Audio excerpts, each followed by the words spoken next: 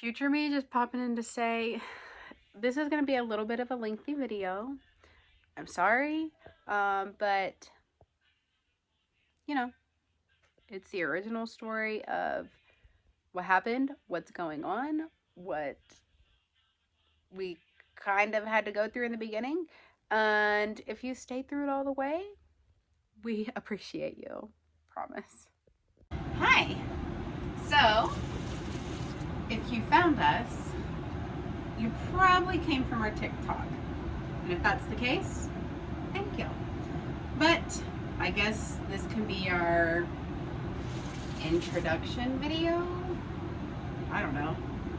I don't know anything about YouTube, but here we are because we want to give y'all more of our day to day, show y'all that life goes on even when you're blind. So life goes on. Life goes on. Exactly. So that's what we're gonna do. I want to tell y'all the story about Kennedy and what she has, what we know, just kind of our journey. But we've also got 20 minutes to get her ready for school. So y'all are just gonna do this with me. So, firstly, Kennedy has bilateral optic nerve hypoplasia. She has no vision, no light perception. She is what they call absolute blind. And yep, she was born this way. Basically what that means is her optic nerves didn't develop in the womb. They don't know why, they don't know what causes it, it's not genetic, nothing like that. I can just give you this big list of this is what it's not, basically, and that doesn't usually give people the closure or the answers they want. But as for us, we don't care. We don't care what caused it. We don't care what didn't cause it. All we know is that she has it and we move forward. So there is that. And now I can tell you a little bit of kind of the story. Initially when she was born, like, we didn't think anything was wrong. We didn't think that she had any problems with her eyesight, nothing like that. We were new parents. She is my oldest, and we didn't know any different than what we had, kind of the easier way to put it. So we didn't really think anything of it. But a little bit older, she was probably about a month old, and I kind of started realizing, like, when you flip the light on, she doesn't wince at it or anything like that, like most people do. So I was just kind of like, okay, that's weird, but you know, whatever. Didn't think anything else of it.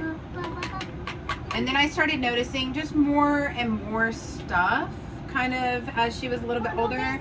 So I would ask her doctor, like, you know, I have a concern with her eyes. Like, she doesn't look at you. She almost looks through you.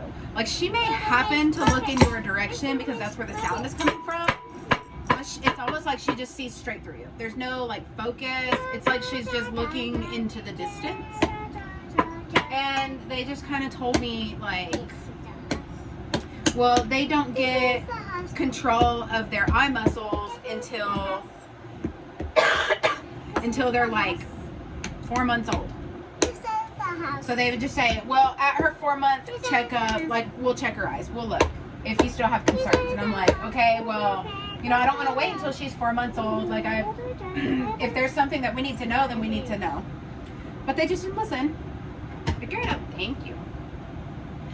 They just didn't listen. So finally, at her 4-month appointment, her doctor comes in. I express my concerns, tell her nothing has changed. I'm still concerned. And she's like, okay, you know, go ahead and hit that switch and we'll look. So we flip off the switch and she gets the little light thing that the doctors have, shines it right in her eyes, and lo and behold, nothing. No wince, her pupils didn't constrict, nothing happened. She flips the light on and tells me, oh, okay, you know, just give me a second. Goes out in the hallway, Another doctor comes in, does the same thing. They're both just staring at Kennedy, and I'm just looking at them like, I've been telling y'all this for months now.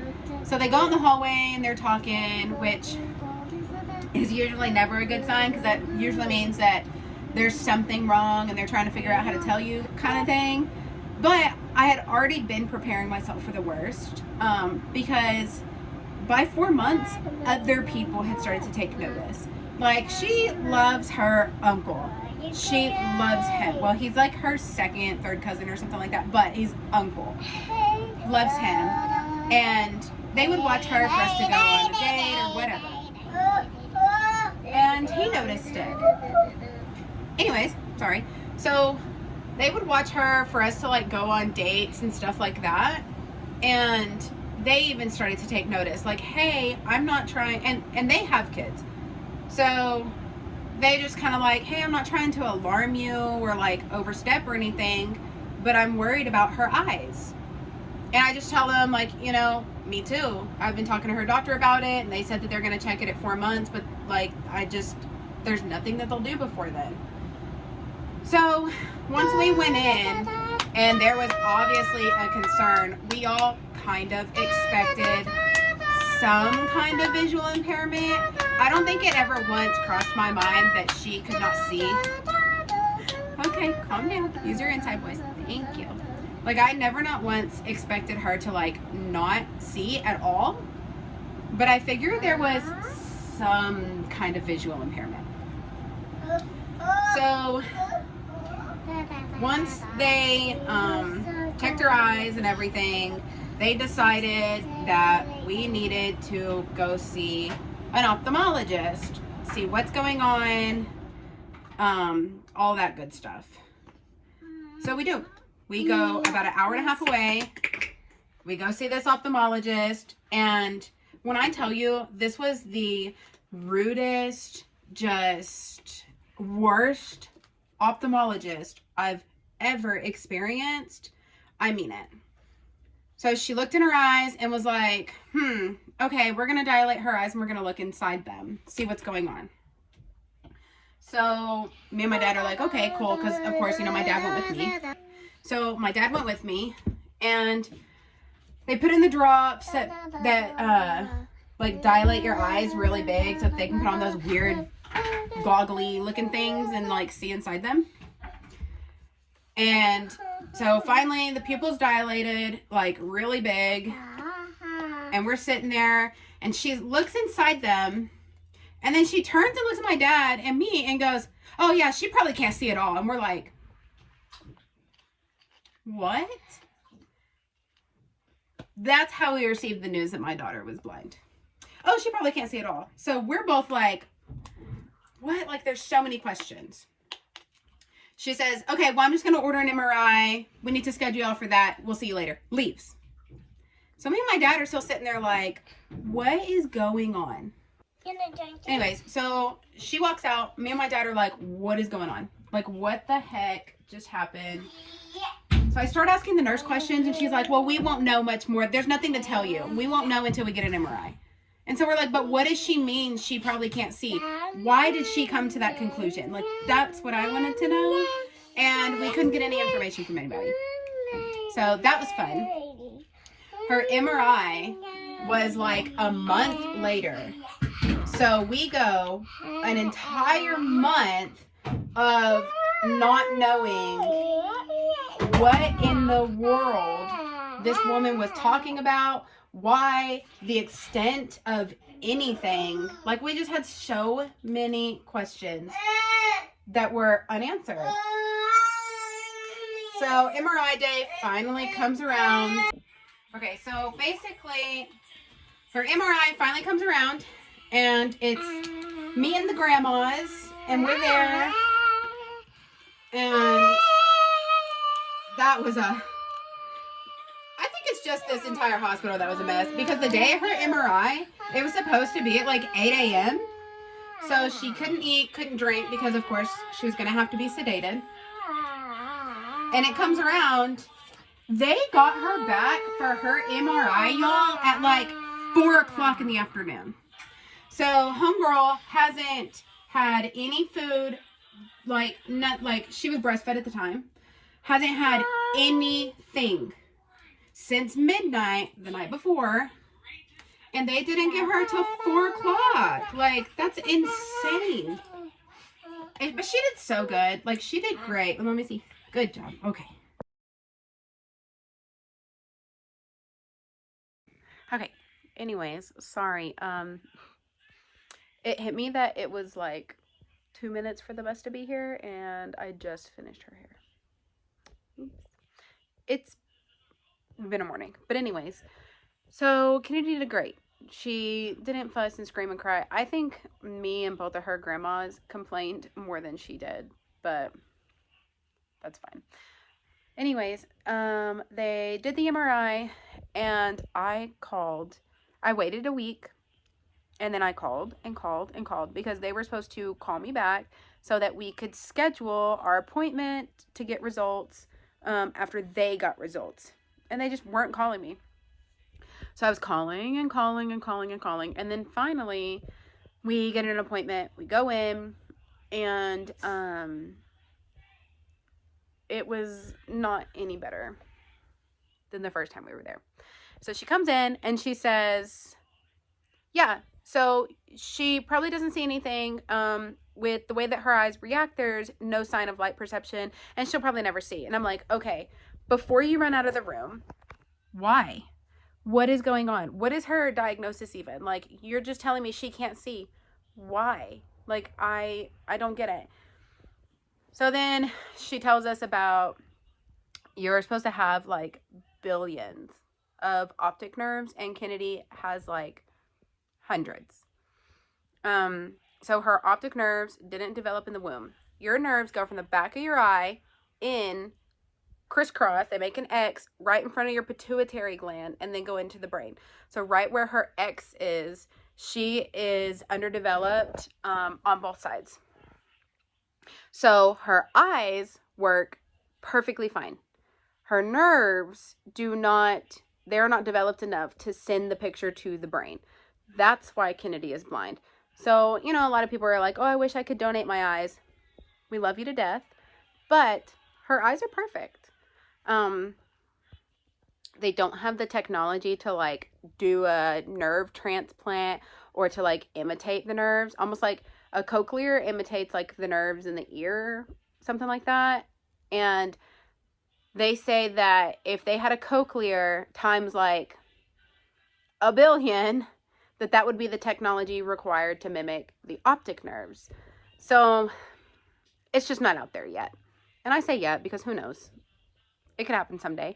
And honestly, just another question we get all the time is like, if she could have surgery, would we do it? I would leave that completely up to her. If she had the option to see again and chose not to, I would fully support that. If she had the option to see and she wanted to do it, I would fully support that. But ultimately, it is her body. It is her decision whether she wants to see or to not see. Because if you think about it, if she ever gained vision, it would completely change her entire life. She would have to relearn all kinds of stuff. She would have to like understand so much new information. I'm sure it would just be overwhelming, overstimulating. Like, it would probably be really hard. But if it ever came up and she chose that she did not want to gain eyesight, absolutely. And we move on. But who knows? So anyways, I absolutely hated that doctor. She gave me no information. I grieved and I felt so alone, and there was just nothing online that I could find about it that gave me any other information outside of kind of what she told me as there's no cure. We don't know what causes it, and that's about it. And that's pretty much what you find on Google and stuff like that too, which Google is literally the worst place to try and figure anything out. So we moved all of her doctors to Cook's. We found some amazing doctors. And one thing that they didn't tell me that I kind of had to learn through like a Facebook group of other parents is that when you have this diagnosis, there are so many other doctors that you need because there are so many other things that can go wrong with this. Your pituitary gland alone controls so much, and where her underdevelopment is, and as well as like most of these other kids, it's right in front of the pituitary gland. So a lot of the time the pituitary gland doesn't function properly, which requires you to have an endocrinologist. So she has a neurologist because she is actually missing the center septum in her brain. I can never remember. It's like septum pellucidum or something like that. I have no idea. But so that one doesn't really affect her. Like, they say it might make her clumsy. It may cause seizures, which she does have absent seizures, but they're not anything major that we need to worry about. Like, they're kind of far and few in between, and they're not like long lasting kind of things. And they're generally when she's running fever, when she's way too stimulated, when she's sick, like stuff like that. So it's not like she'll just be having a great day, feeling good, and then all of a sudden absent seizure. So I kind of know the signs for it. But anyways, so we have a neurologist for her brain. We have an ophthalmologist for her eyesight. We have an endocrinologist to monitor her hormones and her pituitary gland and how that's functioning. And then along with that becomes problems with their thyroid. So we also have a gastroenterologist that coordinates a lot with our endocrinologist. I didn't know that she needed all this. I just thought she was just blind. So thankfully I found a support group and I learned a lot from them, and that's kind of why we're here now. Is I never want a mother to feel as alone as I did, because it was miserable, and I would not wish that on anybody ever. So I love it when we post a video and in our comment sections we get moms that tell me like, oh my gosh, my son was just diagnosed and I love following y'all's videos, like I've learned a lot from you. Or even parents that have kids that are older than Kennedy that are learning from our videos, because I've taken the time to ask all of the questions, get all of the research. I can't tell y'all how many times I've had my ophthalmologist print off just pages and pages and pages and pages of information and give them to me so that I could just read up and inform myself, because ultimately that's just what you have to do. Like, no one's going to just hand this stuff to you without you asking for it. And that's unfortunate, because I almost wish there's like a welcome packet. Like, hi, your child has ONH. Welcome to the club. And here's your welcome kit. And it just comes with just packets full of information and candy and balloons and just good vibes, because that's all you need. There's not really much we can do for these kids, because there's definitely a spectrum. Some kids can see and just need glasses. Some may only be unilateral, so like one eye has low vision, and sometimes they have it and don't even need glasses. Sometimes it's just very minimal. And then you've got all the way up to the extreme where Kennedy's at, where there's no sight, no light perception, no nothing. We're all the same. We're all going through the same things. We are all worried about the same things. We are all in the club. I throw a lot of information at you, but that's how it is. And that's kind of the story of how we started out. And now life just goes on. We're learning together, hand in hand, every single day. Someday Kennedy's gonna be teaching me things. I don't doubt it. But we just hope that us being here helps at least one person out there. We're here to make a difference, and that's what we're doing. And hopefully the world isn't going to be so crazy, and the blind community can fit in as the normal people that they are, and they can be just as loved as everybody else. So if you're here because you've got a blind little, then we love you and we're happy to have you. And if you are just here to watch and learn and follow us on this journey. We love you too, and we are happy to have you as well. This may be more of y'all joining us on our day-to-day life and seeing that life goes on. We're just normal people living in a normal world, doing normal things, but with a little bit of spice, I guess.